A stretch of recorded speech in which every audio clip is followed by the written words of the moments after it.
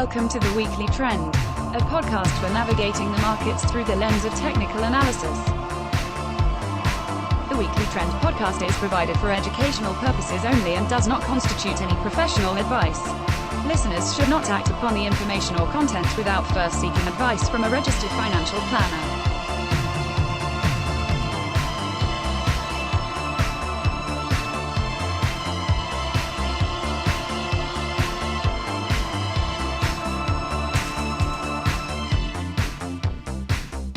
Welcome back to the Weekly Trend Podcast. Today is Friday, March 13th, 2026.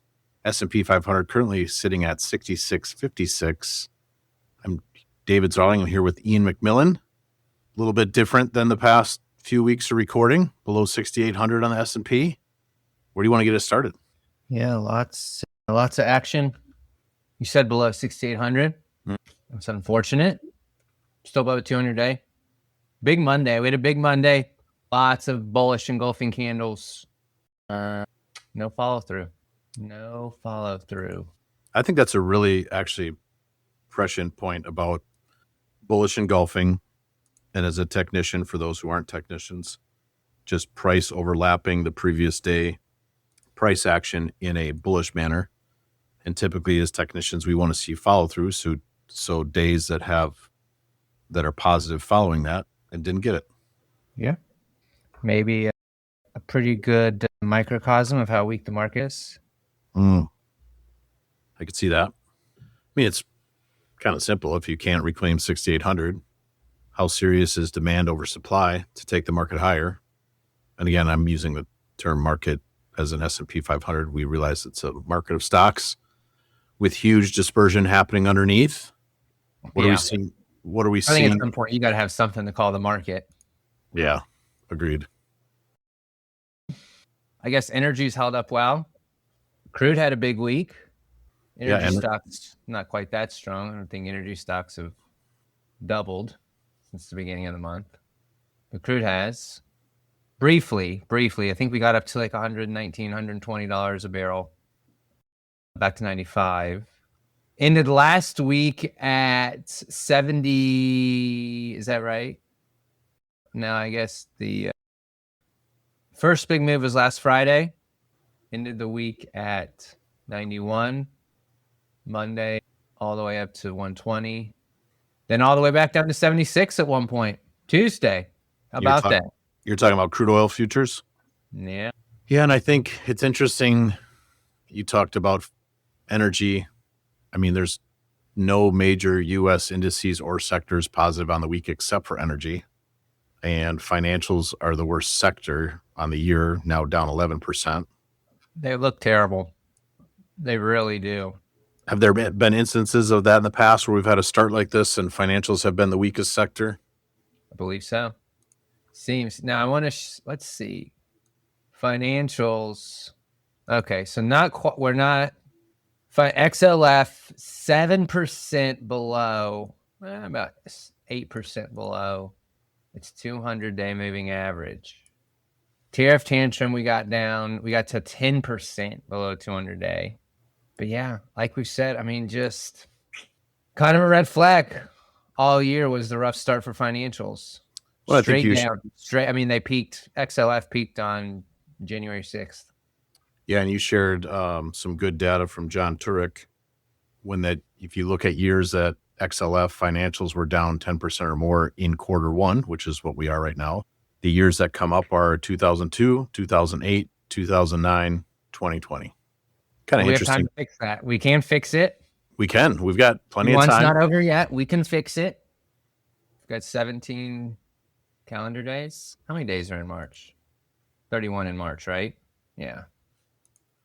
But not looking good. Every bounce continues to be lethargic, right? We talked about, I mean, the fact that you couldn't not to go back to this, the fact that we couldn't do anything after Monday with some very nice looking candles, even on the major indices, lots of individual components, just blah.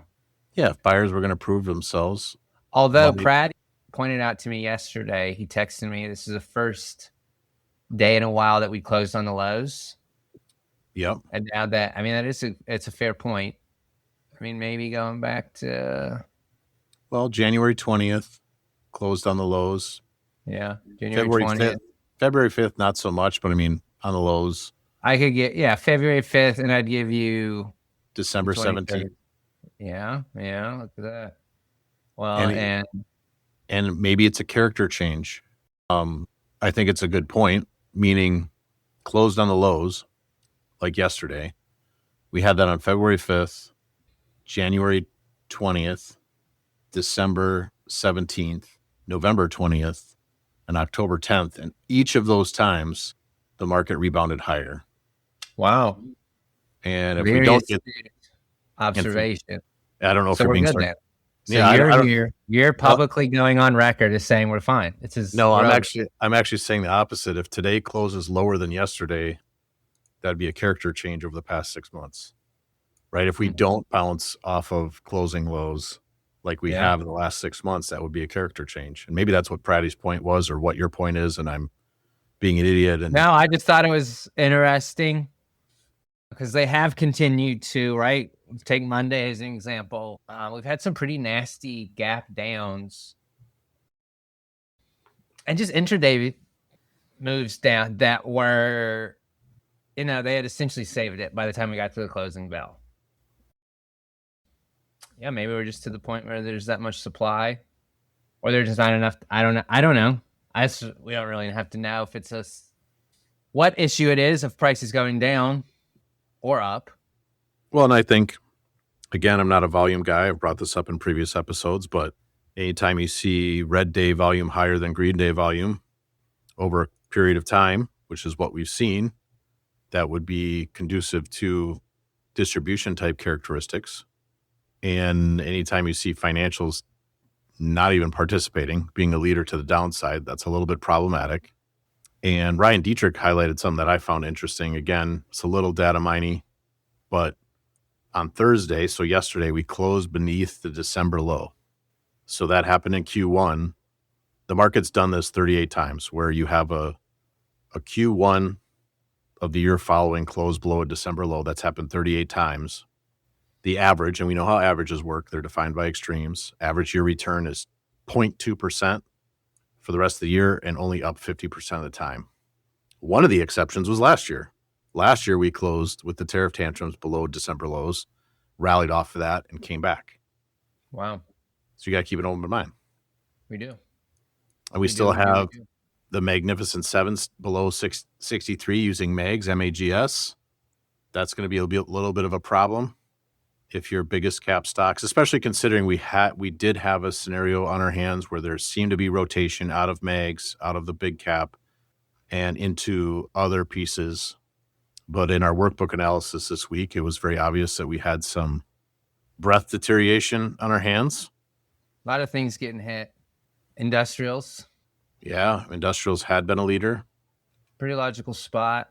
Yeah, tough to watch that. I mean, especially I go back to, just look at the March 2nd candle on something like XLI. Yeah, that failed.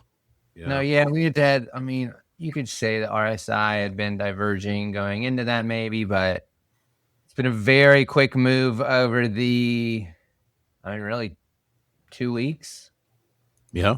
Market leader down 9% over the last 2 weeks. Still in a long-term uptrend. Well, now we've got a scenario unfolding that you've highlighted several times, which is staples have been moving downwards, but are on the verge of outperforming with that type of price action. Yeah, we probably don't want to see staples. Yeah. That's a risk off characteristic. Rolling over and holding up above a relative 200-day. Mm-hmm. Now, I mean, staples, I don't know. There's periods where utilities outperform and markets are fine. Extended periods of time, multi-year periods. There's periods where real estate has outperformed for multiple years. But I can't recall in my time studying markets ever being in a pretty solid bull market and staples are a leading outperforming sector. I say Right. that because on an absolute basis, XLP coming back to 83, 84 bucks is a pretty logical entry point, right? If you think the markets are going higher and you think, but then you're making the bet that I think markets are going higher and I think staples outperform. Yeah, which is just not a thing in, healthy bull markets. What if it is though? What if, The old adage, this time is different. Is that what we're going for? yeah, well, when you put it that way, We they could. definitely got to hold. Yeah, staples below 84. Now you've got a failed breakout and outperformance. Well, that would be the most bearish scenario, would it not? If we fail, if XLP fails at 83, 84 and moves down to the $75 level while outperforming on a relative basis, probably means we've got a pretty good and maybe normal market correction on our hands. Yeah. But financials do not give me the warm and fuzzies at all in this scenario. When you take the weight of evidence, you talk about staples pulling back. Now they could respond here, and if they move higher and underperform on a relative basis, great, love it. JP Morgan still below 200 day. Yeah. Does anything good happen below a 200 day? No. Man, and then I mean you gotta assume, well, you don't have to assume. Shouldn't say that on a technical analysis podcast of all things. It makes me wonder if there's just foreshadowing that we're eventually gonna get there. I mean, look at mags, all this stuff that matter. I mean, it does matter. From a weighting perspective, it matters. From just like an importance and optics perspective, it matters. Well, in MAG's below 63 on an absolute basis. And then if this price formation since mid-February for the past month, so the last April 13th, or sorry, the last Friday the 13th, which was in February, if this is just from a technical perspective a flag, wouldn't you know it, that measured move takes us down to the relative lows in MAGs versus S&P from April of 2025. Wow. That would be a pretty tough market. Very tough. And we have the VIX elevated to 25. And, you talk about recollection or studying market history. I cannot recall a time where VIX has grinded higher, the volatility index has grinded higher like it has since Christmas of 2025 in this type of fashion.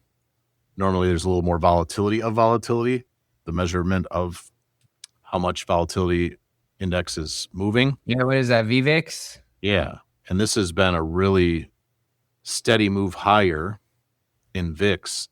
And I would describe it as a capitulation type index, an oscillator type index, that it still appears that there's a pent up appearance to it that you could still get a flush. And maybe that's what this market needs, because we've had such a breadth deterioration. 50% of the S&P is above its 200-day. Only 40% is above 150-day moving average. And only 33% of the S&P is above a 50-day moving average. Yikes. Bullish percent is in follow through to the downside in O's, near 40s. Last time we saw this type of, I'll call it washout readings, was in November of 2025. So last year, late. Obviously more room to the downside if it wants to. But do we need a broad market index flush to the downside, a pop in the VIX? Because we already have bearish sentiment. I mean, we already have the Iran narrative. We've got the sentiment surveys that are negative. Private credit narratives wide open as far as like there is headlines out there about it. Do we get a flush, a move into summer? Like, it just reeks of a messy summer in broad markets. But all that thesis is completely blown up if we can get back above 6,800. It's really that simple. That's really what we need. Some type of failed breakdown.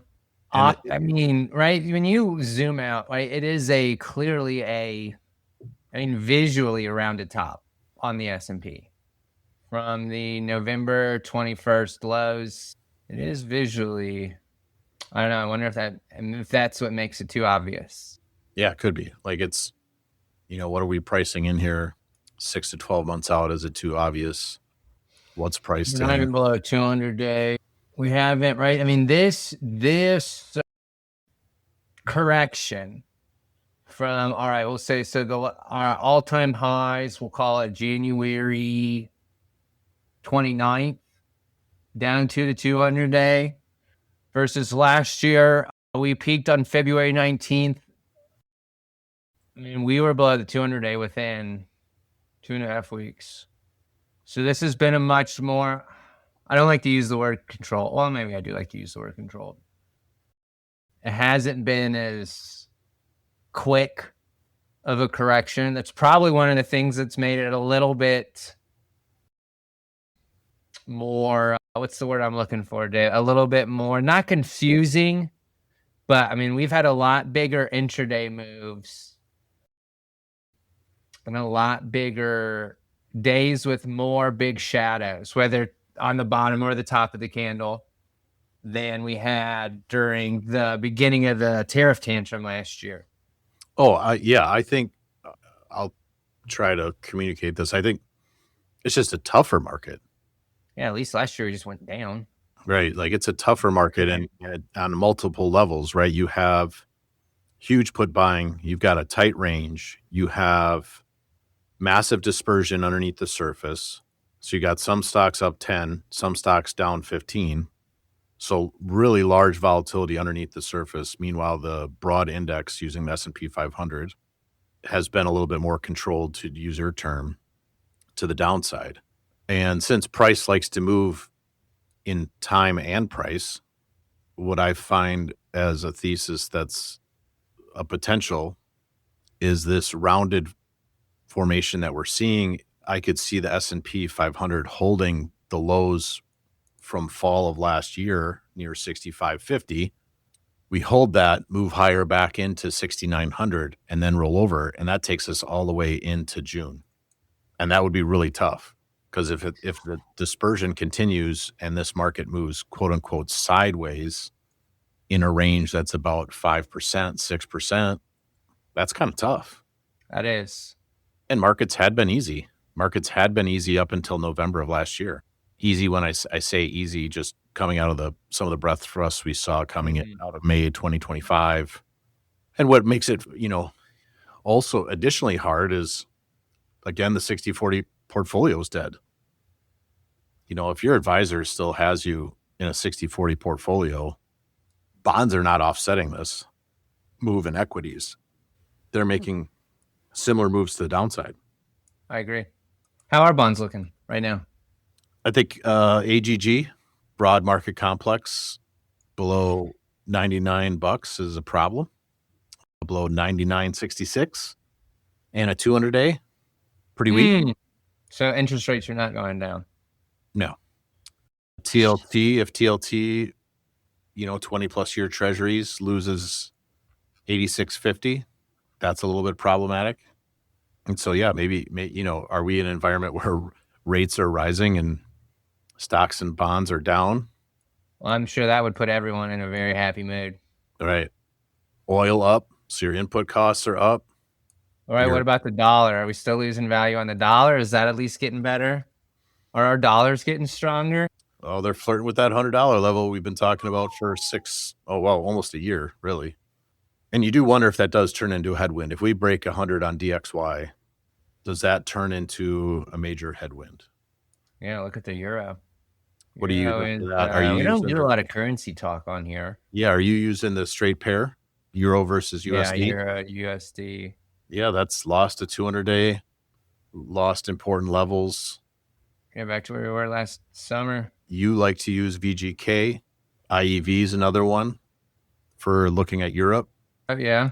And it's tough. Will you look back as a technician and say, was early March an exhaustion gap?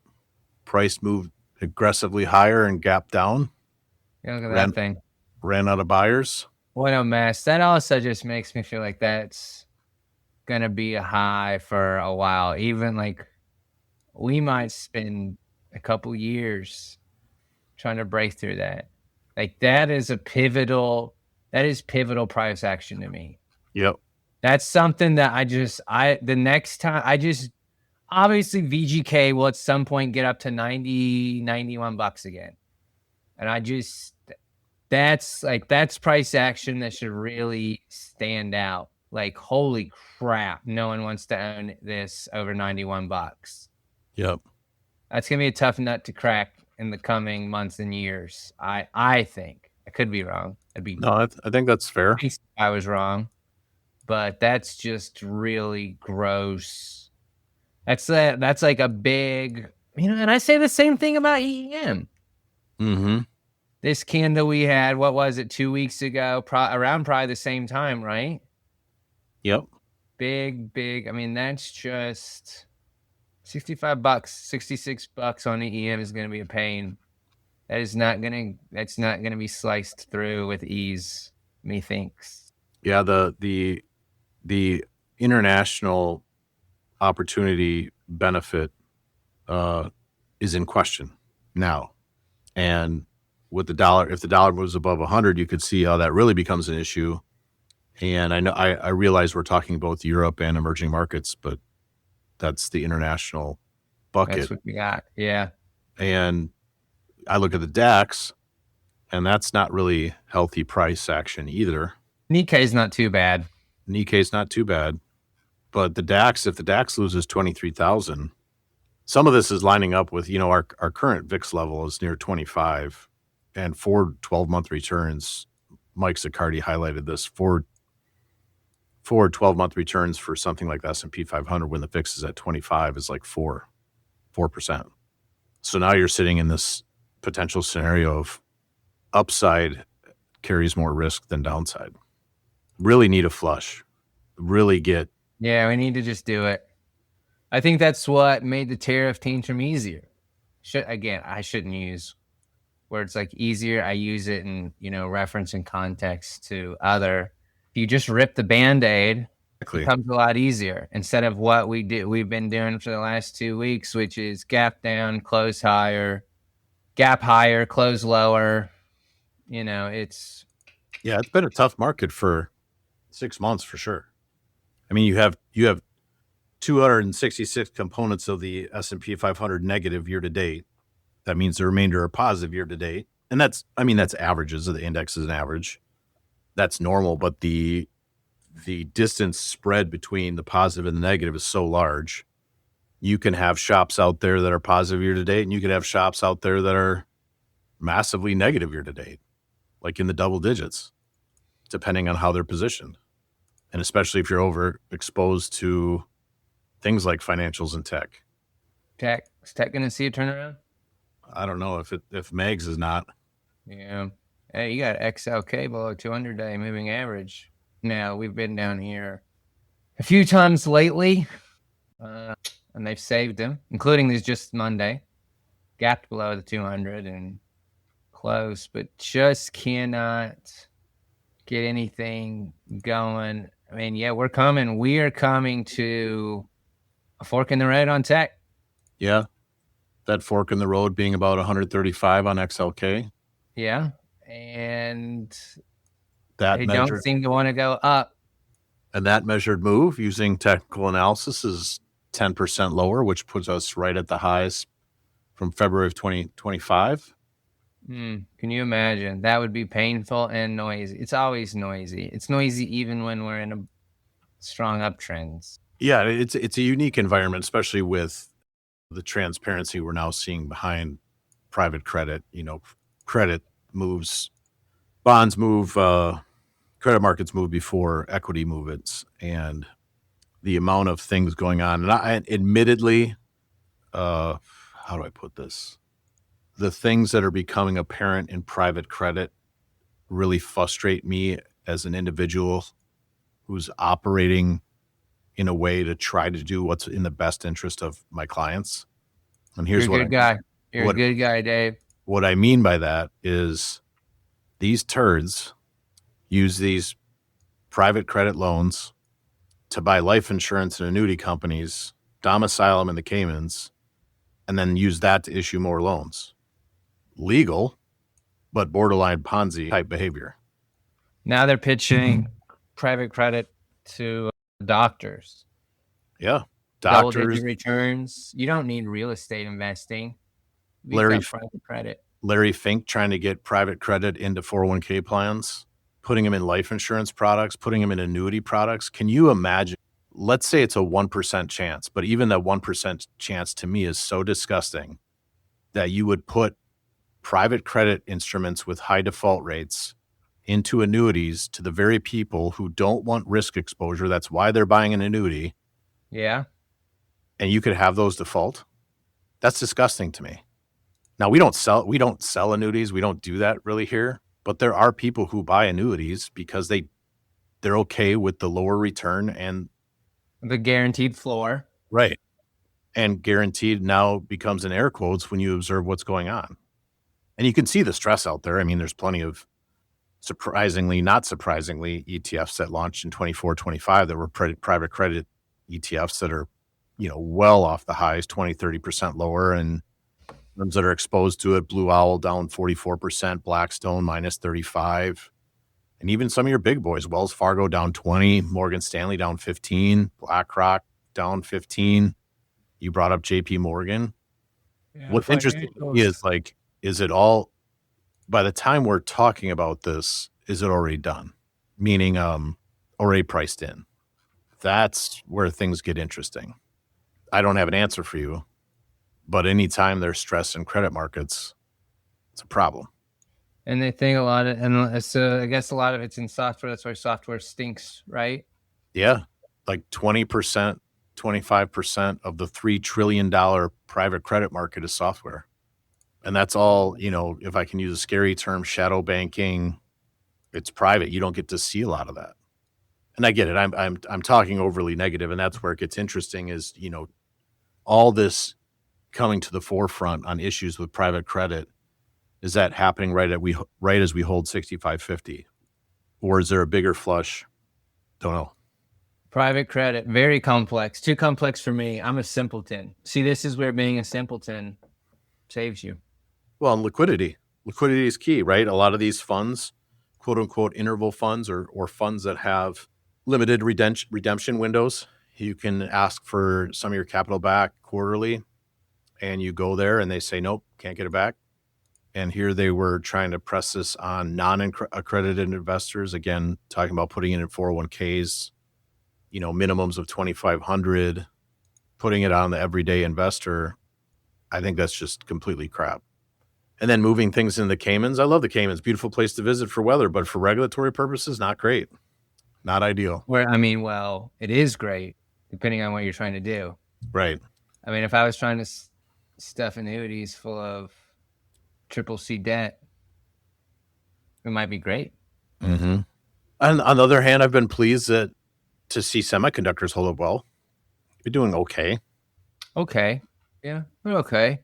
And I think, to me, NVIDIA is a huge canary, the fattest canary in the coal mine, if you will. What do you think about Palantir? Where's that fall? Where's the canary weight fall on that one? Yeah. Second fattest, fifth fattest. It's up there. I mean, you want to talk about a cross between AI and software. Palantir probably fits that mold. A previous market leader who's now broken below 160. I know you highlighted this in the past. This isn't the worst place in the price action for Palantir to get short. That's not a recommendation or financial advice. But yeah, there's something up here at this neckline. I don't know. Yeah, I mean, that's been under the 200 days since mid-January. Really been messing around back here since November, Thanksgiving. I think it's interesting too. I can't remember if we talked about this last week. We did. I think we talked about energy, how XLE had not made new highs yet, but crude had. Yeah. But XLE did get there this week. I wouldn't say it was the most convincing move. Didn't last. I mean, we're still below. So XLE is still below where it was March 2nd. Now you can take an XES. See an XES, which had been the strongest. Yeah, and typically I think I view XCS as being, so first and foremost, it's oil and gas equipment and services. That relationship with XLE, energy overall, I view that as very similar, like gold miners and gold. Yeah, Like you kind of want to see XCS lead.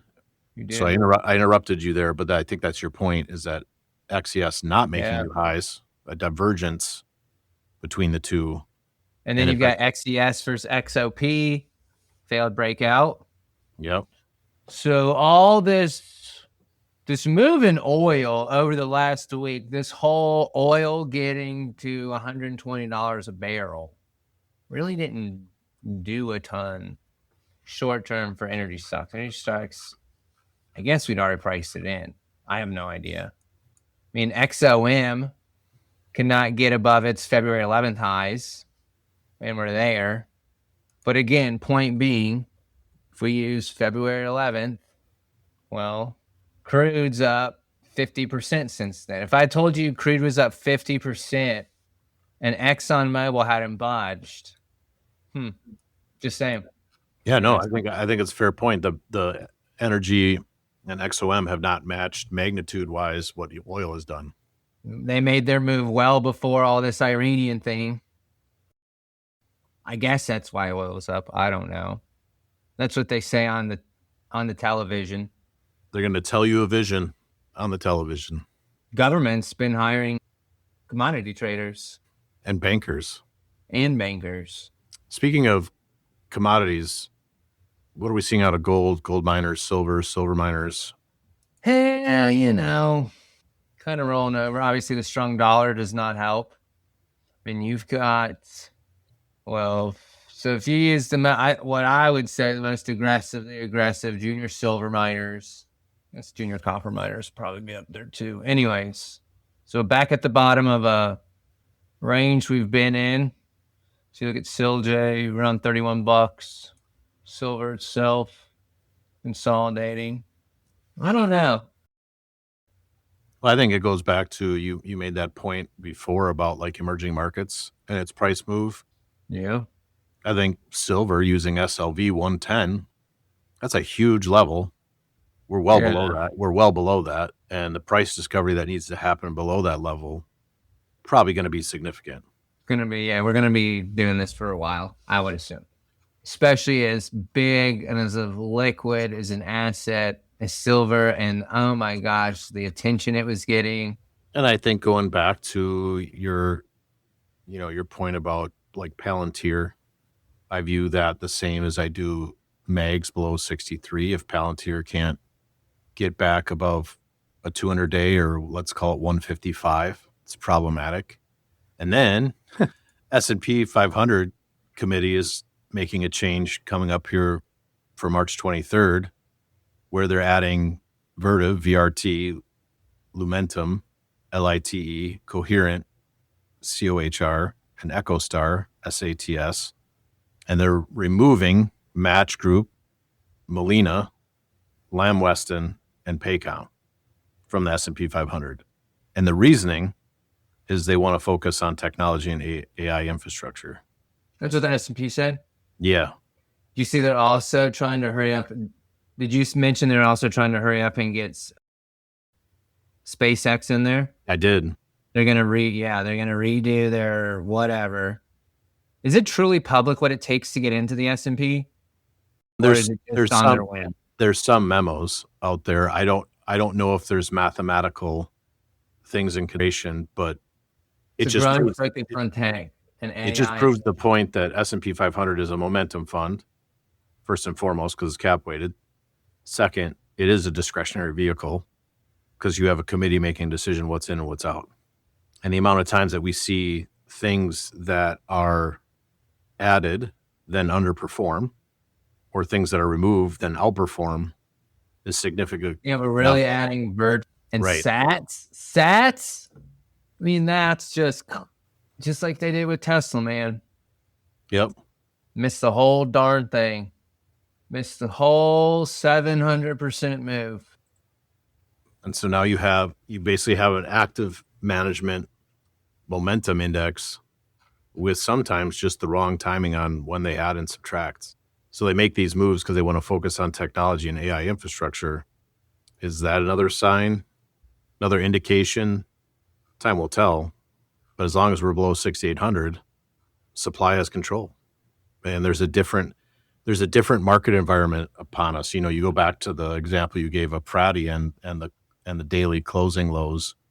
If we can't close higher today, that would be a character change and probably a new market environment, broadly speaking. And I understand underneath the surface, there's been some things that are already in quote unquote bear markets. I'm not a fan of calling bear markets for an individual stock, but point being, Well, is crude in a bear market? It's down 20% off the highs. Exactly. Everything in context, right? And it just goes back to not all market environments are the same. And I think that's where it's appropriate to highlight the sponsor of this podcast, the Adaptive Select ETF, which is listed on the New York Stock Exchange under ticker ADPV, which helps investors access to the most prevalent factors in markets, momentum, and relative strength. Using proprietary identification methods, the Adaptive Select ETF attempts to own the strongest 25 large cap stocks when the market is in an uptrend. And since not all market environments are the same, Adaptive Select seeks to prevent extended declines by moving to short-term treasury bills and cash during long-term market downtrends.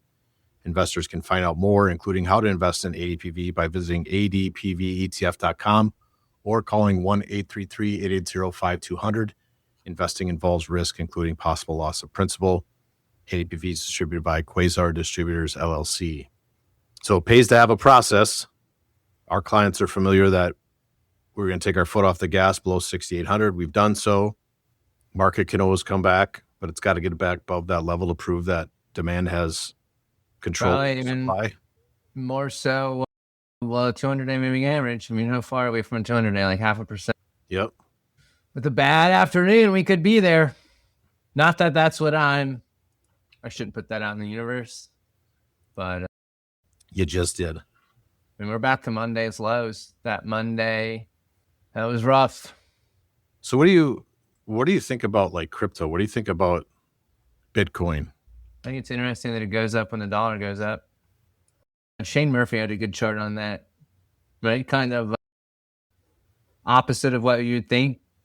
Feels counterintuitive. Something priced in dollars would go up when the denominator is also going up. And it's interesting that, if we look at volume weighted average price, back in mid-January, January 14th, they sold Bitcoin at the volume weighted average price from the all-time high back in October of 25. And we responded to the VWAP from that level that got sold back on January 14th. And here we are responding to that volume weighted average price again. So there's a battle between the average price from those highs and the volume weighted average price from November 23rd of 2022, which is where price stopped moving down the last few months in Bitcoin. But if we lose that, it does make you wonder where Bitcoin ends up. And I know the crypto market's not just Bitcoin. You brought up Ethereum before we jumped on here. What are we seeing out of Ethereum? Looks good today. Well, it looked good. Looked better an hour ago. Put it that way. You sound like a Bayesian. You sound like you're taking new information in. How about that? That's how humble of a guy I am. I'm willing to be wrong within 60 minutes. Yep. Strong opinions, loosely held. So yeah, I mean, if it could get back up above, I mean, you probably do need to get back up above 2,200. If you want to be early, you could do like 2,140 or 2,150. I don't know, but yeah. Kind of looks like now we're going to stay in the range. Same with Bitcoin, which I was impressed it was having such a strong day today specifically. It's actually had a pretty good week, hasn't it? Yeah.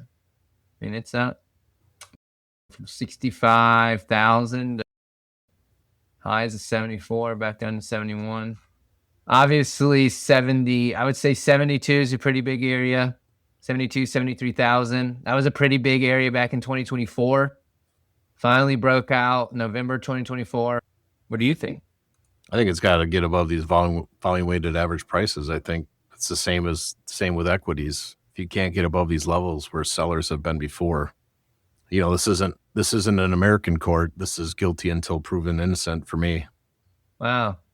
Dave has thoughts on the justice system. Sometimes. I think we all do. Yep. Anything else you want to highlight for our listeners before we sign off?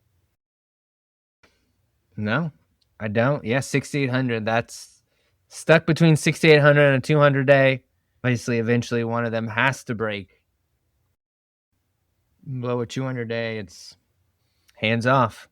That's right. Well, Ian, it's always a pleasure. Thanks for doing this with me. We appreciate everyone that listens and shares this with their family and friends as a compliment to us. Give us a high ranking on your platform of choice. Share it on your socials. That would mean a lot to us. Ian, have a great weekend with your family. And You do the same? we'll do it again next week. Yeah, have a great weekend, everyone.